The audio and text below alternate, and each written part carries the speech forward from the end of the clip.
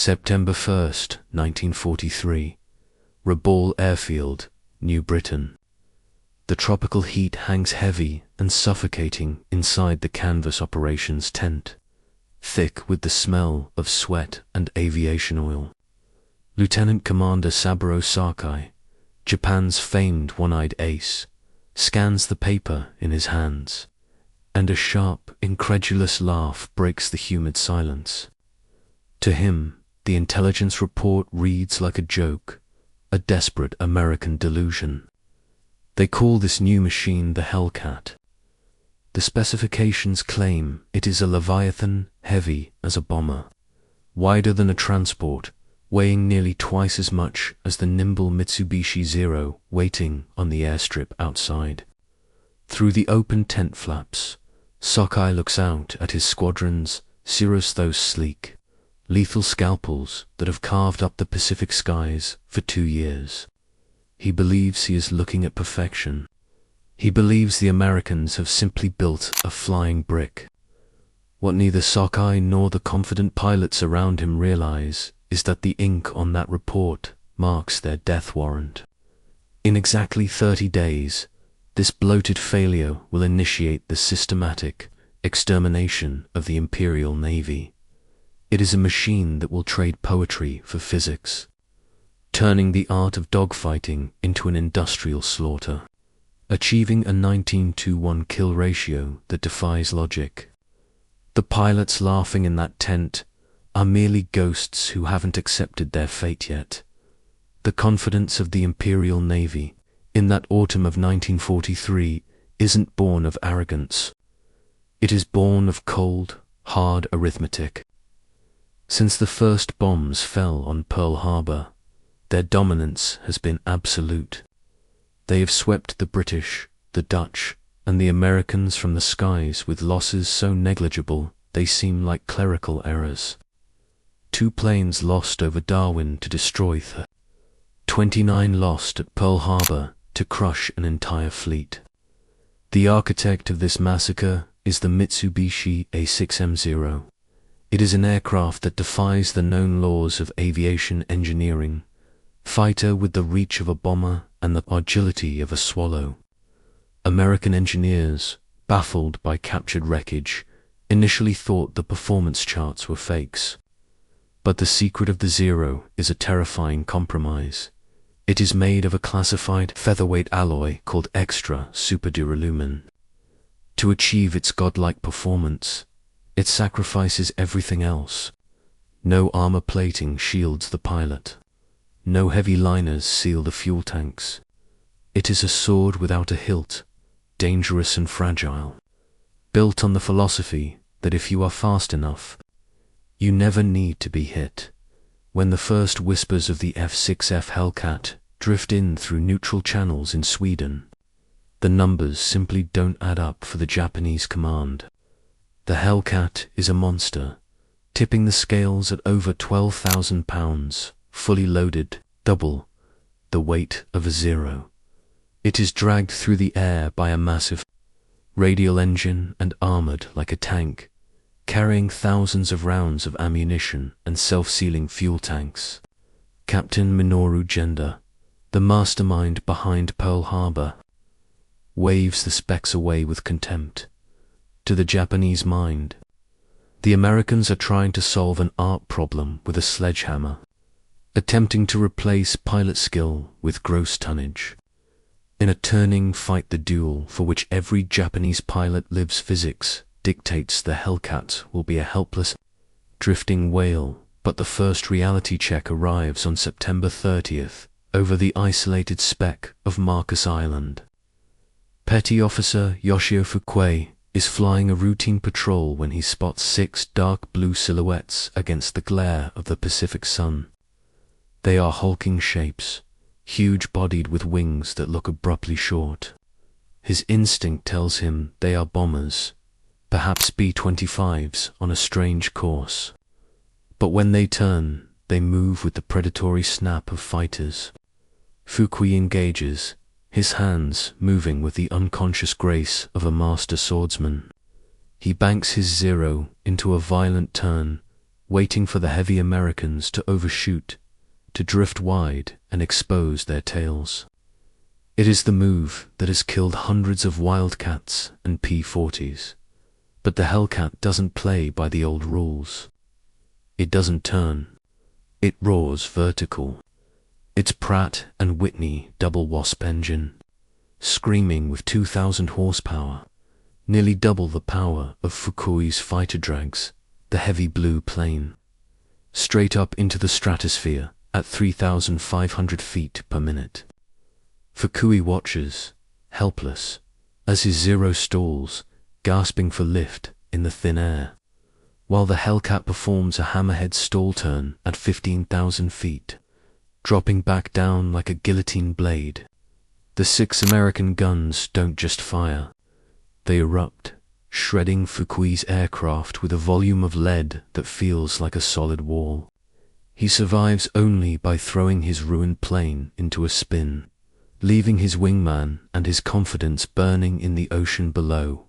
5 days later, over Wake Island, the trap snaps shut on an even larger scale.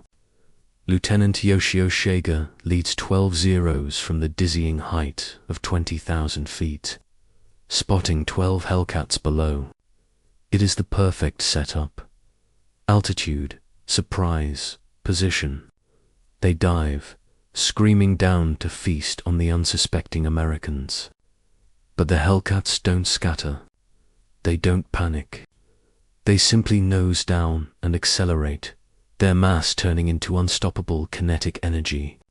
When the Zeros open fire, their light rounds ping uselessly off 212 pounds of American cockpit armor and self-sealing tanks that swallow bullets without igniting. Then, the reversal.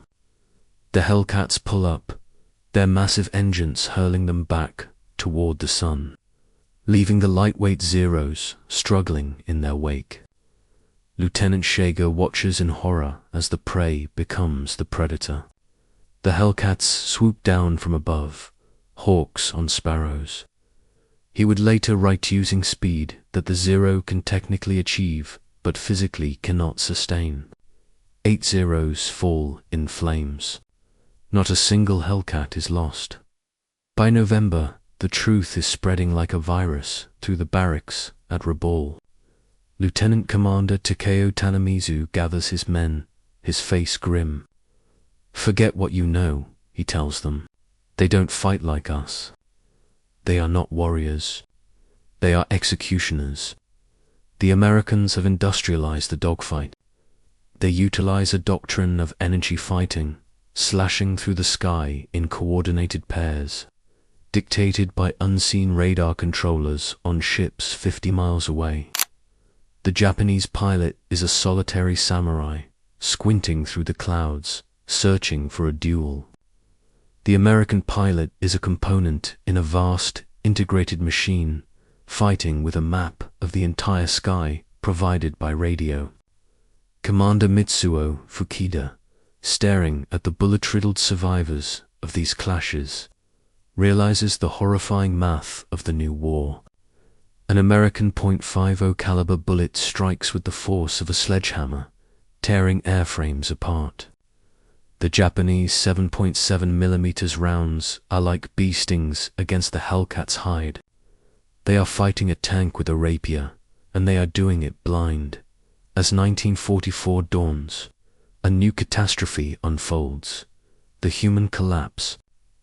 Japan has spent years forging pilot artists, training them for 3 years, refining their skills until flight is second nature. But those artists are dying, and there is no one to replace them. The new pilots arriving at the front are practically children, rushed through abbreviated programs with gliders and almost no live ammunition practice. Ensign Yamamoto arrives at the front having never fired his guns in the air. He lasts 7 minutes. Meanwhile, the American pipeline is pumping out thousands of aviators who have learned to fly safely over the cornfields of Texas and the Florida coast. Men who have practiced deflection shooting until it is a reflex. It is a slaughter of the innocents. Commander Hashimoto writes the epitaph of the naval air service in a single line: "We are sending children to fight professionals." The Great Marianas Turkey Shoot in June 1944 is the inevitable climax of this disparity. Task Force 58 brings 15 carriers and 450 Hellcats to the Philippine Sea. Against them, the Japanese hurl their remaining carrier strength. The American radar operators pick up the incoming Japanese waves 150 miles out. It is not a battle. It is an interception drill. Hellcats stack up in the sky like a tiered steel curtain, waiting at altitude with the sun at their backs. Commander David McCampbell, flying his Hellcat, watches the enemy arrive. He doesn't see legendary warriors. He sees confused, inexperienced pilots flying inferior machines into a meat grinder. McCampbell shoots down 7 planes that day. He writes later that the Zeros tried to turn, desperate to drag the fight into their world, but the Americans simply refused, booming down, firing, and zooming back up. By sunset, 346 Japanese carrier aircraft have been erased from the sky.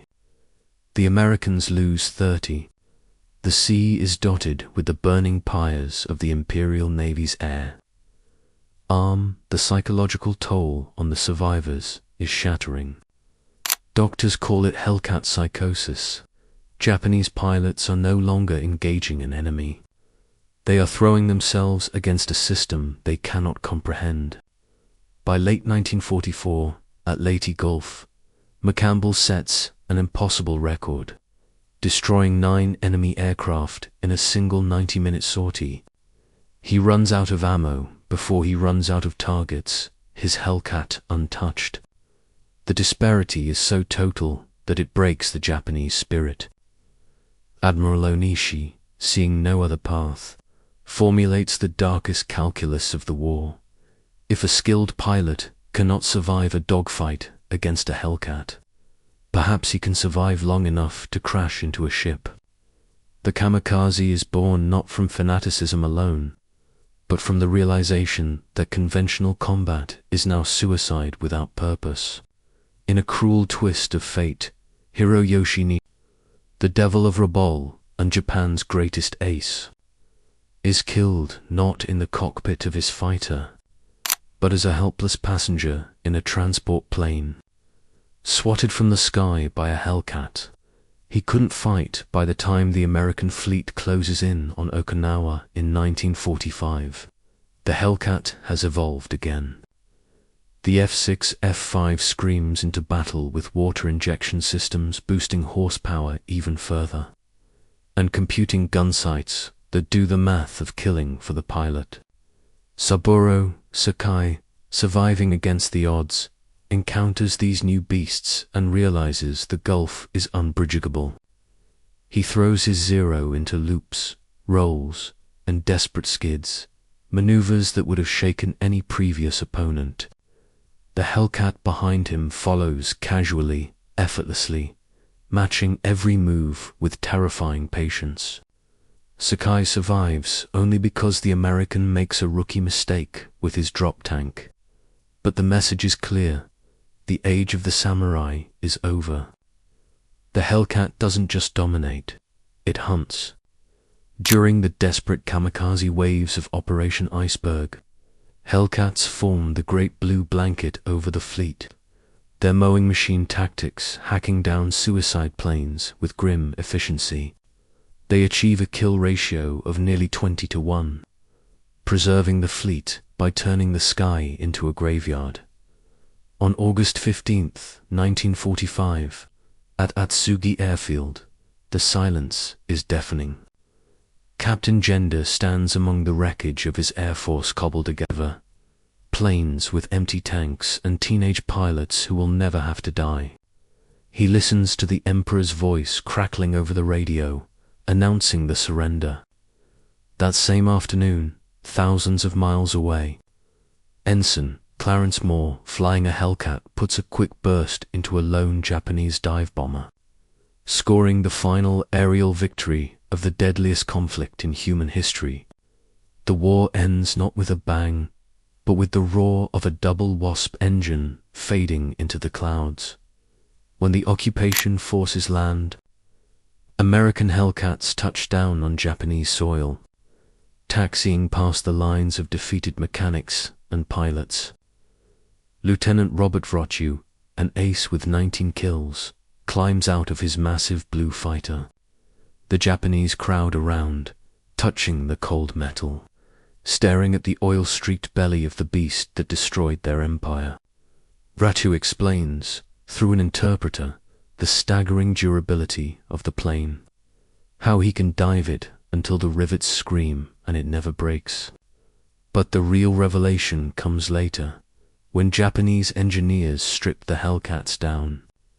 They don't find magic. They find standardization. They find an engine where every one of the 20,000 parts is perfectly machined and interchangeable, a feat of industrial precision that handmade Japanese engines could never match. Zero designer Jiro Horikoshi looks at the Hellcat and sees the truth. Japan built a sword for a duel. America built a factory for a war. The legacy of the F6F Hellcat is written in the cold, hard numbers of history. It claimed 5,223 victories, broke the back of the Imperial Navy, and reduced a generation of elite aviators to memories. But its true impact goes beyond the scoreboard. Decades later, sitting in the quiet reflection of peace, Saburo Sakai would deliver the final verdict. "The Zero made us feel like gods," he said. "The Hellcat showed us we were just men." It was a machine that proved, with brutal finality, that courage alone cannot survive against a system designed to crush it. The Japanese pilots laughed when they first saw the specifications of the fat, heavy American fighter. But in the end, as the sun set on the Japanese empire, the Hellcat was the only thing left in the sky. And it is the victor who decides when the laughter stops.